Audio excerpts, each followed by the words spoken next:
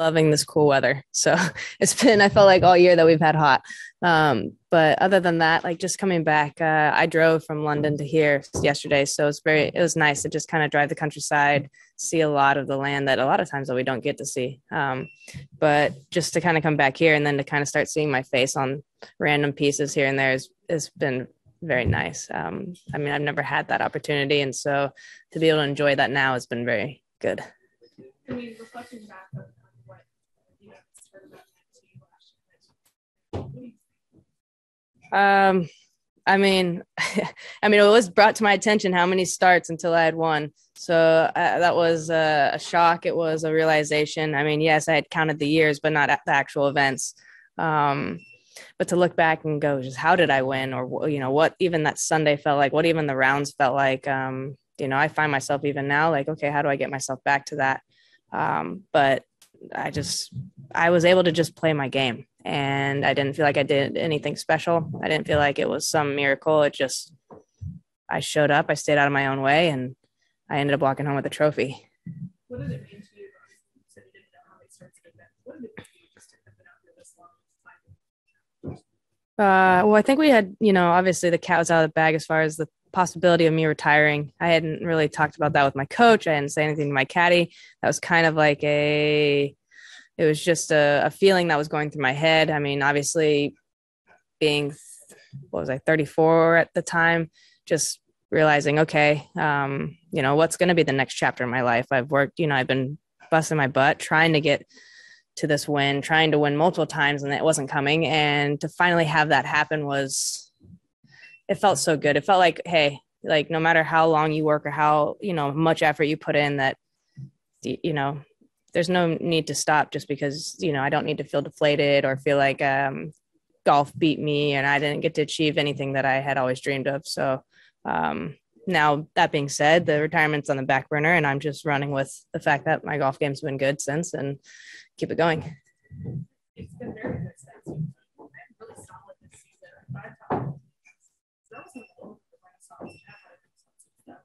Mm-hmm. What's been key for you? Is it just kind of trying to feel like everything's paid off at this moment? I've been kind of analyzing that, wondering like, was it like this elephant off my back, this feeling, this pressure being released or whatnot. But to be honest, I feel like I just have a really good team. I mean, I've been working with Jorge for 14 years. I mean, since 2014, excuse me. We've been constantly working and growing and working on certain things that I think that will help me just be more consistent with my game, that won't fold under pressure. And then on top of that, working on the mental aspect, just trying everything under the sun of what can help me in that regard. But then I just think having a caddy that I think suited me well. I mean, Mikey our first week together was Scotland. And it was just one of those that like, I felt like sometimes you can walk off a course and like, you're a team out there and, it's making the least amount of mistakes as a player and even as a caddy and even as a team together. And I think we just work really well together to minimize those things that in the long run, day after day, whether it's one shot that you feel like, hey, could have been different decision between the two of you, add those up, that's 4 shots. I mean, that's the difference between winning. That's the difference between making a cut and playing the weekend and then even growing the leaderboard from there. So I think that has been also a big key factor for me. I just feel like I am in a good place there. And then, yes, obviously winning, but winning came with other elements as far as, okay, now I won. And I thought, okay, once I broke that seal, I'd win again and again, and it would just be easier. And that's not the case. So I'm still trying to figure out like how to get back there or how to like keep myself from getting in my own way to be back there. And that's not to mention it, you're happy off the golf course as well as yeah. Yeah. I mean, what did that do for, you hear, happy off the golf course, happy on the golf course, but did that help at all in the season, a little bit more confident maybe? I mean, I think it definitely does. It means having a partnership, having, being married, having some, like my wife's super successful. She's driven. Like I don't feel like it's just me, myself out there trying to like golf became a career as soon as you turn professional. Like it is your job at the end of the day. It's the means of livelihood and making money and your future and setting up for your future. And I think when you do finally find somebody that you're with and that you then get married, like you have a partner now and that you don't no longer have to rely on yourself, but you can rely on each other. And I think that takes an element. It takes an element of, just stress off your back as a player, when you miss a cut and you're like, okay, well, I'm in the hole X amount, like just from this week. Like it's not like, you know, people around you are getting paid, but you're not getting paid. So I think there's obviously that. And then on the side of just being happy and having that ability to have something that distracts you and, you know, be there when things aren't good or be there when things are good. I mean, the fact that she was there to be there when I won was just, I mean, how lucky did that happen to be? Let's kind of transition to this week. The links is obviously hosted this event before. Got to play the golf course yet? Not yet. So yesterday I drove the 7.5 hours due to all the crazy flights.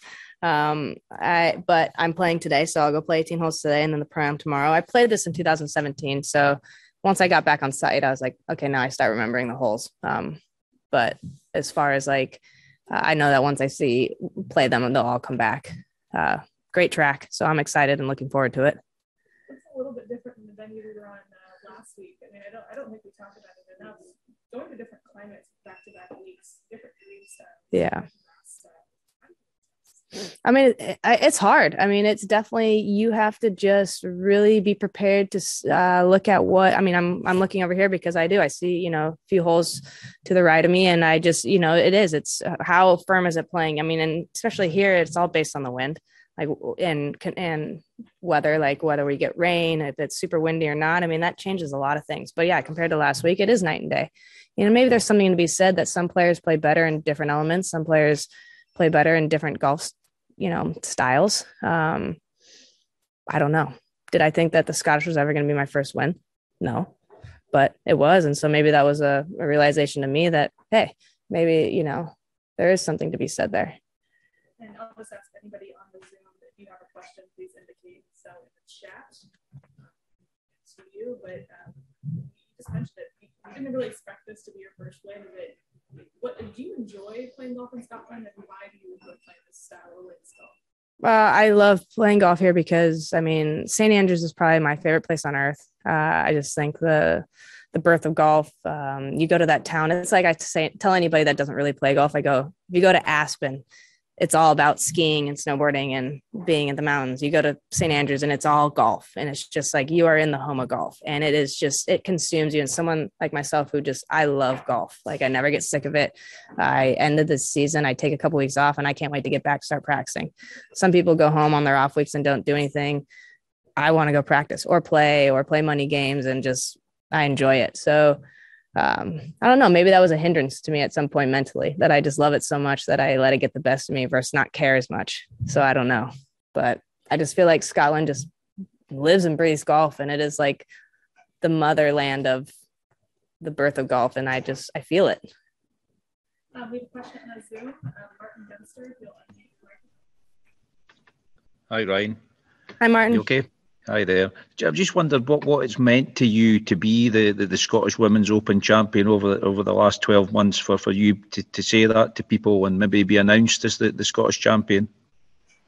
To be honest, I feel proud being the Scottish champion. I mean, the amount of people that have congratulated me, you know, came up to me when I won, and proud of me. Like it felt unbelievable. I cannot explain truly what it felt, but to be the Scottish Women Champion, I mean, I would take it over any event. Like, I just hope that, you know, I would love to be the champion again this year. So, but to be honest, it's just, like I said, like to know that golf is so important here in Scotland, and then to be able to be that champion, it's meant a lot. And you mentioned being there in 2017. Obviously, the golf course hasn't changed a lot, but there's been a lot of improvements off the golf course. What have you made of them? There's been a lot of investment down at Dundonald. Well, there was no clubhouse when we were here before, so the clubhouse is absolutely stunning. I had dinner there last night, and the food was excellent. I'm staying here in the cottages, and they're super cozy, super nice, very clean. I'm very happy about my accommodations this week. You know, there's a couple places that have like a full-on kitchen, a living room, a couple bedrooms. So anybody out there, you come to Scotland, you need to spend, you know, at least a weekend or a couple days here and enjoy staying here, because you won't be disappointed. Thank you. Have a good week. Thank you. Awesome. Nick Roger on the Zoom. Nick, you'll unmute the mic. Hi, Ryan. Hi, how are you? Good, you? Good. Good. I think recalling last year, I think you said your first women's British Open at Hoylake, you got your butt kicked, for want of a better phrase. Can you actually remember how severe that butt kicking was? It was, to be honest, I felt like I was the first time I was ever terrified in golf. Like, as far as terrified, like, I don't know where this golf ball is going. I really need to learn how to get the baby on the ground. It was just a wake-up call. I mean, it was to a point where sometimes, like, I grew up playing softball, and it's like when you get a really wild pitcher and you're up, you know, at bat, and you got this girl that's just throwing 80-mile-an-hour underhand balls at you, and you're ready to get one beamed in the side.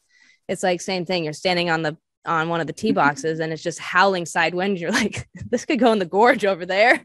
I mean, I really don't know. Like, please just somehow put some, you know, no side spin on it. So it was just one of those weeks where I was like, I feel so out of my element and so not in control. I need to figure out how to conquer this style of golf. Yeah. And obviously last year was the kind of ultimate redemption, I suppose. Was there a build-up before last year that you knew you were kind of getting to grips with the links game? I mean, yeah, definitely. The hard part was I had gotten COVID before the Scottish and the British the year before, and so I was unable to come to either one. So that was, you know, that really took the wind out of my sails as far as wanting to come and compete. These are two of my favorite events. So then the following year, I played the Irish, and I played pretty decent there. And then I felt like, okay, like I really have wind under control.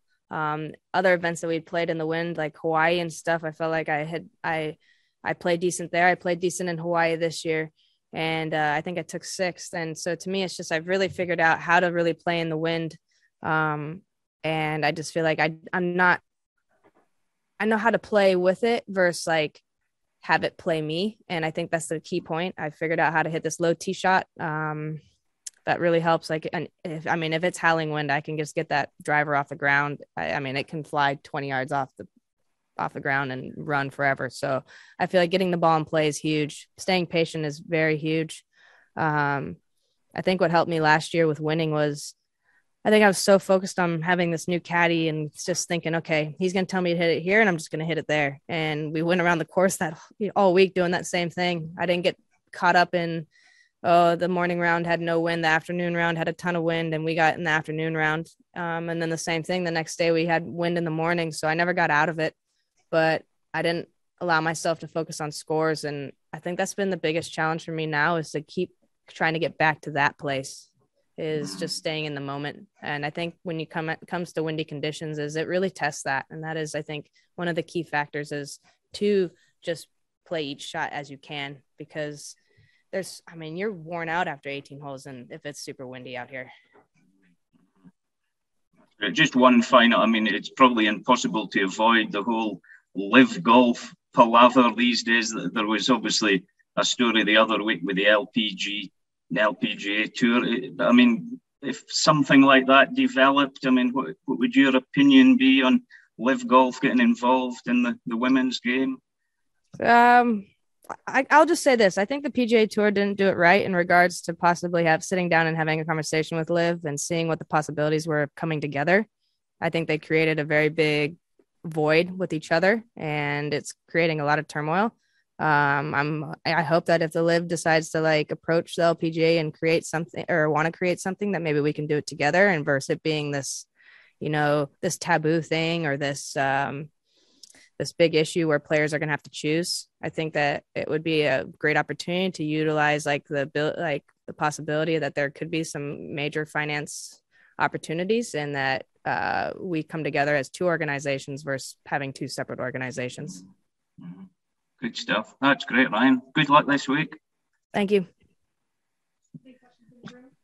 All right, let's wrap it up here. 2017, this event, obviously became post-sanctioned. It's been really elevated by trust on Scotland. Yes. How have you seen this event? How have you played in it the first time? Evolve into now? To be honest, I feel like in 2017, prior, like it was one of our smaller events. It was one of those that like you look at and go, oh, I don't really want to go play it. I might need to take it off. Now it's one that you want to play. They definitely elevated a lot of it. I mean, it feels like a big tournament. It feels like a solid event, like looking around at the setup, the venue, everything that they provide. I mean, the purse increase, it's been phenomenal. So I thank Trust Golf for that and their commitment to women's golf and our partnership together.